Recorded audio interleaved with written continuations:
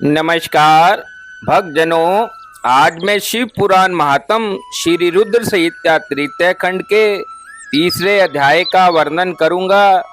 इस अध्याय में देवताओं का हिमालय के पास जाना नामक कथा का वर्णन किया गया है। इस महात्म को सुनने से मनुष्य सब पापों से मुक्त हो जाता है। भगवान भोलेनाथ की कृपा सदैव बनी रहती है। अब मैं तीसरे अध्याय का वर्णन करता हूँ। नारद जी बोले, हे ब्रह्मा जी, हे महामते, आपने अपने श्री मुख से मैना के पूर्व जन्म की कथा कही जो कि अद्भुत व अलौकिक थी। भगवान, अब आप मुझे यह बताएं कि पार्वती जी मैना से कैसे उत्पन्न हुई और उन्होंने त्रिलोकीनाथ भगवान शिव को किस प्रकार पति रूप में प्राप्त किया। ब्रह्मा जी बोले, हे नारद, मैना और हिमवान के विवाह पर बहुत उत्सव मनाया गया। विवाह के पश्चात वे दोनों अपने घर पहुंचे। तब हिमालय और मैना सुखपूर्वक अपने घर में निवास करने लगे। तब श्री हरि अन्य देवताओं को अपने साथ लेकर हिमालय के पास गए।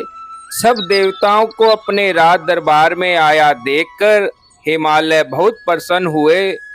उन्होंने सभी देवताओं को प्रणाम कर उनकी स्तुति की। वे भक्ति भाव से उनका आदर सत्कार करने लगे। वे देवताओं की सेवा करके अपने को धन्य मान रहे थे। हे मुने, हिमालय दोनों हाथ जोड़कर उनके सामने खड़े हो गए और बोले, भगवान, आप सबको एक साथ अपने घर आया देखकर मैं बहुत ही प्रसन्न हूँ। सच कहूँ तो आज मेरा जीवन सफल हो गया है। आज मैं धन्य हो गया हूँ। मेरा राज्य और मेरा पूरा कुल आपके दर्शन मात्र से ही धन्य हो गया। आज मेरा तप, ज्ञान और सभी कार्य सफल हो गए। हे भगवान, आप मुझे अपना सेवक समझें और मुझे आज्ञा दें कि मैं आपकी क्या सेवा करूं। मुझे बताएं कि मेरे योग्य क्या सेवा है। गिरिराज हिमालय के यह वचन सुनकर देवतागण प्रसन्नता पूर्वक बोले, हे हिमालय, हे गिरिराज, देवी जगदम्बा उमा ही प्रजापति दक्ष के यहाँ उनकी कन्या सती के रूप में प्रकट हुई। घोर तपस्या करने के बाद उन्होंने शिवजी को पति रूप में प्राप्त किया, परंतु अपने पिता दक्ष के यज्ञ में वे अपने पति का अपमान सह न सकी और उन्होंने योगा अग्नि में अपने शरीर को भस्म कर दिया। यह सारी कथा तो आप जानते ही हैं।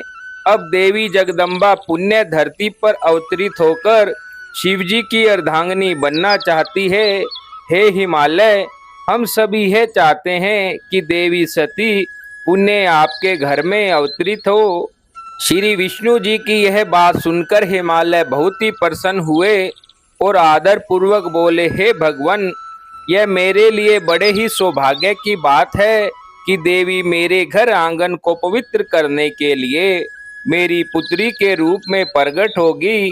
तब हिमालय अपनी पत्नी के साथ और देवताओं को लेकर देवी जगदम्बा की शरण में गए।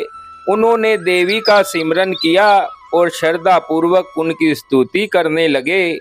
देवता बोले, हे जगदम्बे, हे उमे, हे शिवलोक में निवास करने वाली देवी, हम सब आपको भक्ति पूर्वक नमस्कार करते हैं। आप परम कल्याणकारी हैं। आप पावन और शांति स्वरूप आदि शक्ति हैं। आप ही परम ज्ञानमयी शिव प्रिया जगदम्बा हैं। आप इस संसार में हर जगह व्याप्त हैं। सूर्य की तेजस्वी किरण आप ही हैं। आप ही अपने तेज से इस संसार को प्रकाशित करती हैं। आप ही जगत का पालन करती हैं। आप ही गायत्री, सावित्री और सरस्वती हैं। आप धर्म स्वरूपा और वेदों की ज्ञाता हैं। आप ही प्यास और आप ही तृप्ति हैं। आपकी पुण्य भक्ति भक्तों को निर्मल आनंद प्रदान करती है।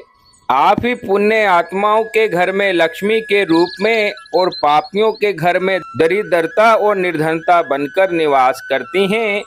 आपके दर्शनों से शांति प्राप्त होती है।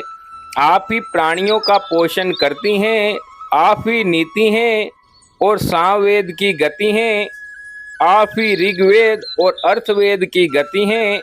आप ही मनुष्य के नाक, कान, आँख, मुंह और हृदय में विराजमान होकर उनके घर में सुखों का विस्तार करती हैं। हे देवी जगदम्बा, इस संपूर्ण जगत के कल्याण एवं पालन के लिए हमारी पूजा स्वीकार करें और आप हम पर प्रसन्न हो। इस प्रकार जग जननी सती साध्वी देवी जगदम्बा उमा की अनेकों बार स्तुति करके सभी देवता उनके साक्षात दर्शनों के लिए हाथ जोड़कर खड़े हो गए। इस प्रकार तीसरे अध्याय को आज पूर्ण किया जाता है।